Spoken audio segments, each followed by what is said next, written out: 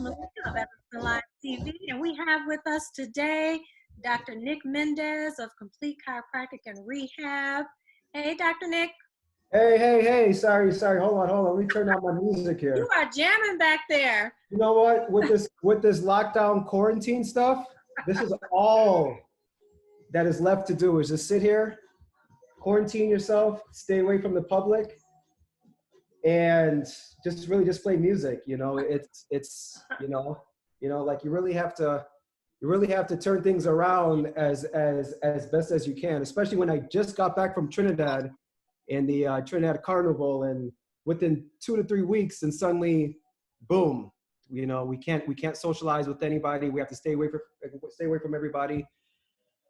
Oh my goodness, it's been tough. It's been tough, and then who knows when this is going to be lifted. But all I can do is really the only thing I control is pretty much delivering the care I can, coming back home, staying away from everybody, and just blasting soca music to keep me happy.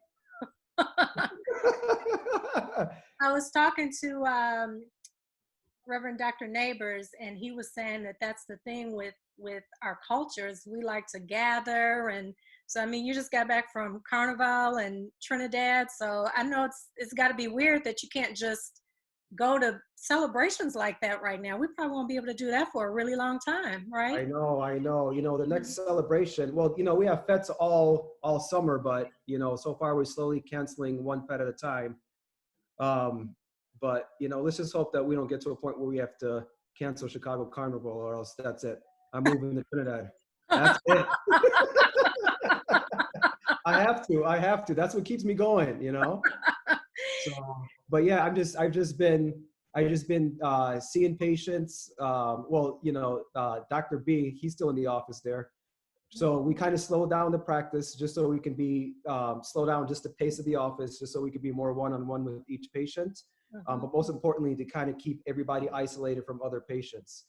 So I've been seeing patients half the time, and then the other half I've just been working here at my home office, doing patient notes and really just speaking to patients via online and things of that nature.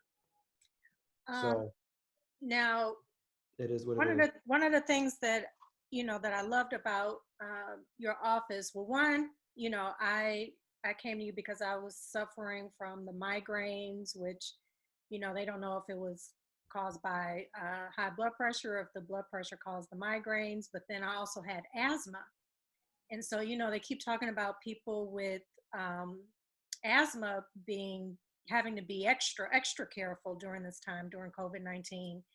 And so, yeah, I am horrified. I am scared. I'm one of those, I have not really been out. And, I get out and about and I talk to people. I wear my mask, my gloves, and your office was definitely able to get rid of my migraines. I haven't had any high blood pressure issues. And I hadn't had any respiratory issues. My asthma hadn't flared up. And so how could your practice right now, explain to people respiratory issues and asthma and how this COVID-19 really affects the lungs? Because I'm horrified. Right. And, you should be horrified. Just briefly talking about your case, you presented in our office with not neck pain or low back pain. You came with respiratory issues. So what we successfully was able to do was to remove any interference in the spine, right? And allowing the nerve flow to come from your spine out to the different organs, and allow your organs to function at its optimal level, right? That's what we do as principal chiropractors. I'll probably say 50% of our patients come in with discomfort. The other 50% is for overall wellness. They don't want to take drugs. They don't want to do surgery and things of that nature. They want to heal their body from the inside out. And that's what we were able to successfully deliver with you. But your hesitation with going outside and engaging with others is a true hesitation. And I can understand why your hesitation is. I myself suffer from asthma. There's two types of asthmas or respiratory issues. There is usually the seasonal allergies, which I have, or it can be hereditary, which you're already predisposed to having respiratory issues.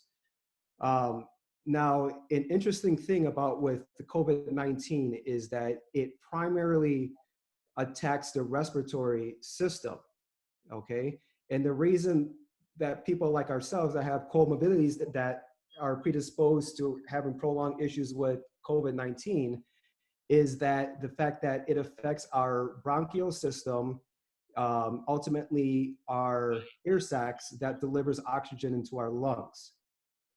Now, what does that say with patients like yourself and myself is that without getting too technical, when you already have asthma, you have what's called inflammation to the bronchi, okay? Or you have mucus development in the bronchi, which drops into the air sacs and it doesn't allow for enough airflow to drop into our lungs. And then from there, the lungs delivers oxygen and blood cells to our body. So what happens is that if that barrier between the air sacs and into the lungs is already inflamed naturally from asthmatic patients like myself or like you, there's already a thick barrier between the air sacs, bronchi, and into the lungs. Mm. So now with the COVID-19 virus, what it does, it takes that inflammation that already is between the barrier between our air sacs and to the lungs to be even more thickened. And at that point, when that barrier is already as thick as how it is, especially with the virus, it doesn't allow for that O2, the oxygen transport to go into our lungs. So then at that point, we don't get enough blood cells to our organs, and then eventually our organs start to shut down. And then for some, we end up dying. Mm. See, yeah, that concerns me. That, Right, I mean, I literally only leave the house for the store. And right. that's it, because I've been feeling lately, I don't know if I'm psyching myself out, but I've been feeling lately just, it's just feeling weird in my chest. And I wake up hoarse in the morning. And back before they had said it was airborne, I felt like it was airborne. This was before they, issued the lockdown on everyone. And I had said to a friend of mine, I was at Jennifer's Edibles, and I said, I think this stuff might be airborne because I haven't had any asthma issues, any respiratory issues in a really long time. No migraines, nothing. And I attribute that to your office because you all like really helped me, and I didn't have to take any medication or drugs or my inhaler, nothing. I just got a lot better. But I felt like, it was something in the air. And then later they said, yeah, it does suspend in the air for a few hours. So I know that there are people out there like me who are just terrified. Right, right. Well, well, to kind of just take it a couple of steps back, it's not 100% airborne. Okay. Okay. It can suspend it in the air only if you're really in a closed um, area with another person that is already has a virus. So as long as the particles are still in the air and the particles are still substance based, then yes, you can still inhale it. But it's not 100% airborne. Okay, so what that means is this is not like outbreak, Right. where Through the door. yeah, exactly. The moment you walk outside and suddenly it hits you, that's not true. Right. I think it's great and awesome that everybody's wearing a mask because it's protecting those that may have that may have the condition but don't have the symptoms and don't realize it. Mm. And as long as they think that, then that's fine. It's going to help bend this curve, but it doesn't protect from airborne particles. Okay, so the moment that we walk outside of our doors, we are safe. All right. Still continue wearing the mask because we don't know if you already have the condition. They say, I think, 10% of the population has or had the condition, didn't even realize it. Okay, so go ahead and continue wearing the mask. It's safe to make sure that you contain yourself, but it's not going to really prevent you from ingesting it from anybody else other than you projecting it onto somebody else. So it is not 100% airborne. I wouldn't even say it's 50% airborne. The moment that you're at 6 feet distance, then at that point, those particles can jump. And there's 3 entry points, okay? It's your mouth, it's your nose, and it's your eyeballs, okay? So with that being said, the mask doesn't really prevent so much from you getting it, unless if you're wearing an entire shield or some type of helmet. Just understand that the projection that these particles can enter is through your eyeballs. So it's really just to prevent you from spreading it rather than you from getting it. But it's not airborne. So walk outside, take your walks. You don't have to go through the forest preserve with your mask on, okay? But if you're engaging in conversation with somebody that is less than 6 feet away, then you might want to throw on that mask just for the simple fact that you don't want any particles to jump from one human being to the next. Now, what I've noticed in my neighborhood, you know, you have a lot of joggers and power walkers, and a lot of them are not wearing their mask, and they're not 6 feet away. I mean, it's because there's so many of them. And I'm Right. like, all it takes is for one of them to cough and sneeze, and then you got 5 power walkers, joggers that's walking right into the mist. Right. Why aren't they wearing their masks? Well, I don't know why they're not wearing their mask. They probably just feel that they're not, um, that that they don't have the condition. And again, the mask is really for those that are symptomatic or for those that possibly think that they may have some type of the virus in them. It's not going to prevent you from getting it. It's really just preventing you from spreading it. So they just feel that they're healthy at that point, and anything, any type of airborne particles that they may expel, it's not going to project on anybody else. But what we have to understand is that, especially the younger we are, you know, if we're in our 20s and we're in our 30s, there's a better chance that we can still have it, but we don't have the symptomatology that follows with it. So we're asymptomatic. So it's important for everybody to make sure that they're wearing their masks. Now, unless if they're joggers and they know that they're staying 6 feet away or more from others, then it's probably fine that they can get away with it. Okay, now what about those with heart disease and diabetes? You know, I know a ton of people with diabetes and heart issues. Right. So yeah, it's important to understand that with the comorbidities that these, especially like with heart diseases, with diabetes and things of that nature. Again, going back um, to the scientific notation that we don't want any of these or any of our bronchial sacs to be inflamed anymore, where it attacks essentially our bloodstream. It doesn't allow for enough blood to go to our different organs and things of that nature. So if we're already have the diabetes, if we already have the heart disease, obesity and things of that nature, our organs are already working full time. So if there's any type of decrease of blood cells to these vital organs when it's already working at subpar, it's going to make us more susceptible for a less recovery or even death at that point. Oh, goodness. But in reality, Mm. Meleika, and I Mm. know that you don't want to hear this. In reality, okay, there's a high chance that we're all going to get this. It's just a matter of time, and the CDC knows this. With quarantining ourselves at this point, what they're trying to do is they're just really just trying to level off the curve and flatten that curve. Just for the simple reason, it's not really for us to prevent us from getting it. It's to prevent us from getting it all at one time.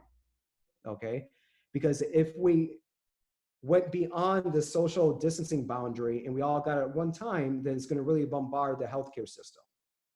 So it's said that we're probably all going to get it in some form or fashion. You know, at that point, hopefully they have better medications to kind of help with the symptomatology. But we need to get to a point where we're all slowly getting it, where we're not bombarding the healthcare system. I definitely don't want to hear that. Right. Right. But it is like the fact in nature. And if you think that we're all going to be sitting inside the house until there's some type of famous vaccine that's going to come out, that can probably take decades. Look, they still don't have the vaccine for the HIV virus. Okay.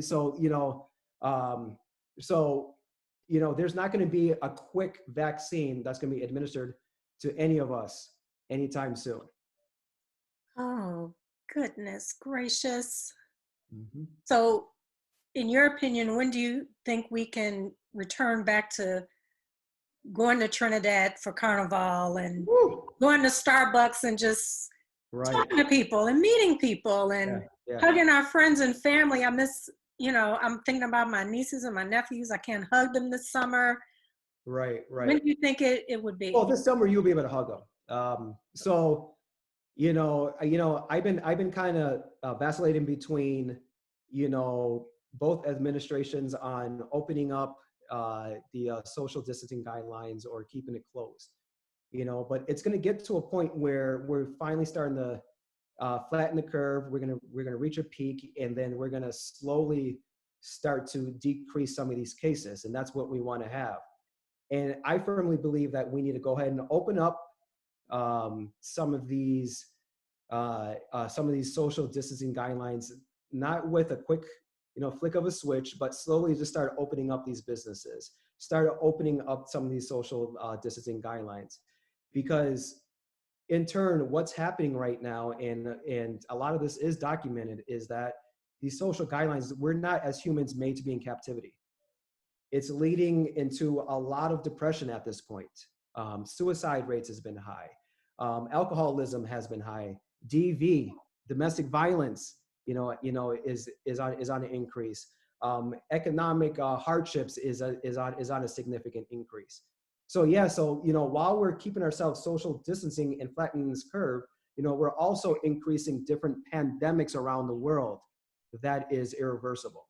So we have to really find that happy medium on when we find there has been a plateau or at least a slight decrease in cases, we need to really start getting back out there again. Okay. Well, I don't want it to be too soon. I don't want it to be too soon. I don't want Trump to um, open up the economy too soon. Uh, Right. but you know, At the end of the day, I'm kind of a homebody anyway, so I'm like, hey, you're I'm good. good. Right. Now you just have an excuse to stay home. No. I get that, and hopefully Trump follows, some of the guidelines of some of the medical professionals, but, ideally, in order to eradicate and admonish, this pandemic, it's probably best that we stay social distanced, probably for at least the next couple of years.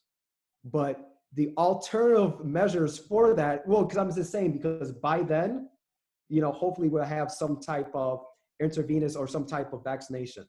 Okay. Mhm. I would never recommend that, because the alternative measures that can possibly plague us again is increased domestic violence, increased suicides, increased depressions, and things of that nature. So there has to be really, a happy medium. And I think once we start to see a decrease in cases, I think that we need to start to open up some of the social distancing guidelines, and really just encouraging everybody to go back out there again and meeting back up with their family members. So hopefully this happens, sooner than later, within the next few weeks, but, if we stay on the same track of waiting until this is eradicated all the way till we find a vaccine, that's impossible. That's impossible. I'm going to lose my mind. I'm going to go take my soca music and I'm going to go to Pluto if I have to. Well, that's virtually going to be impossible. So, and that's where both administrations are conflicting at this point. Yeah, I mean, I miss getting out doing Evanston Live TV and meeting friends for drinks and dinner and things like that. But I don't know. Maybe it's we should just take this time to really you know self-reflect and clean house and that's what I'm using it for. Oh no, I get it. I get it. I've cleaned my house what 5 times today already. So, and I've cleaned my fridge. What? And You are extra organized and clean. yeah, Your yeah, office, I was like, Dr. Mendez, your house is probably spick and span. right. Oh yeah, oh yeah. So yeah. I mean, here's the thing. It's not just Cook County that's in this. It's not just Illinois. It's not just the United States. It's the whole entire world. That is in this together. So like as long as we stay through this, all the way to the end, I'm very confident that we're going to get through this. We're going to get through this. We just have to follow the social guidelines to a point where the politicians feel like it's time to open back up slowly. They're already saying that they're getting rid of all the festivals for the summer, which is just completely sad to believe. No more street festivals and things of that nature. And there was even talk about removing sports until 2021. So I mean, I don't know if it needs to be that extreme, but I think we're getting to the end of this, and hopefully we can enjoy some part of the summer. Hopefully the 4th of July, our Independence Day, is going to be the time for us to really be independent and be out there again. Well, continue helping people with their asthma. I know you helped me, and I thank you. I will always thank you for getting rid of my migraines, because the migraines almost took me out. I was in the emergency room. So Right, I remember that. yeah, you all are working magic over there, and continue to do so, because I know once they really allow people to start coming back out, people are going to be needing some help with their respiratory issues. So thank Right. you, thank you for your work in the community and everything that you all do. Yeah, and make sure that you really hold on to that inhaler, especially if you're having any type of respiratory issues. You want to always make sure that you hold on to that inhaler, because you don't know if you have it already. You're already saying that you kind of feel a little congested areas of the brachial and tracheal area. Just make sure that you have that inhaler. You make sure that you're taking it, opening up those bronchial sacs, allowing for free flow oxygen to your lungs.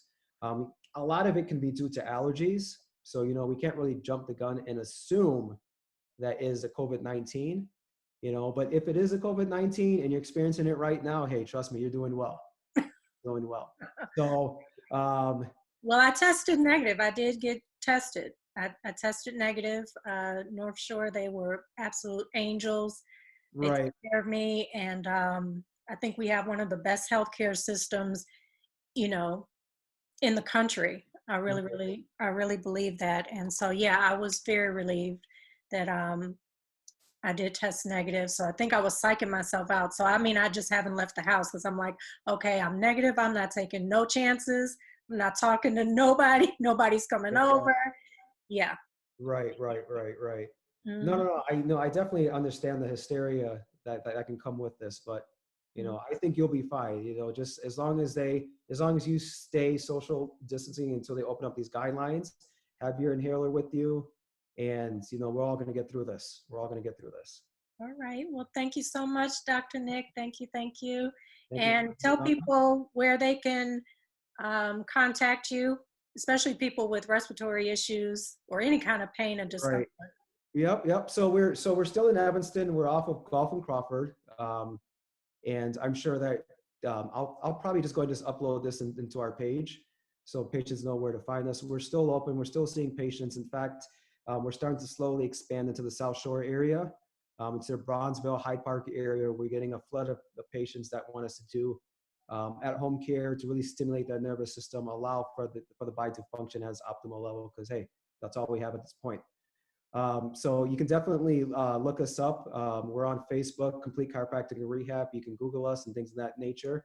And we're really happy we're the very few chiropractors or physical medicine, including physical therapy, that is open at this time. And the reason why we're open is not really to deliver patients spinal care and getting them out of discomfort, but it's really to open up the nervous system, allow the body to function as optimal level. Mm. Well, thank you so much. And you guys take care. All right, sounds good. I'm going to turn this soca music back up again and allow myself to quarantine for the next 12 hours. All right. Okay. Okay. All right. All right. Thank you.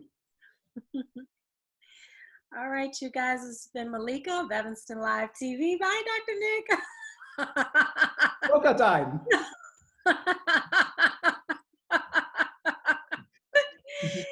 You- All right. I'll yeah, see you later. all right.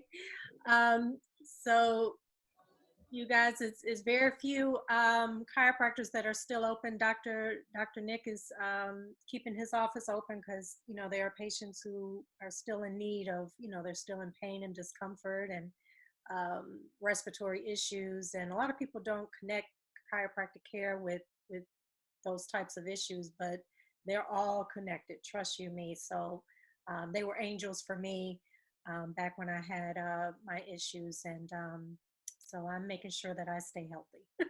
So you all continue, like you said, follow the guidelines, follow the rules, keep your distance 6 feet away from others, wear your masks, wear your shield if you have it, your gloves, continue to wash your hands regularly. Everything that you do, you go to the store, bring your groceries home, wipe those groceries down while you still have your gloves on, wipe them down with disinfectant wipes or get a paper towel, spray it with some disinfectant, wipe everything down. And I know it's a process now. This is our new reality. It's a total, complete process. So you all be safe out there. And this is Evanston Live TV.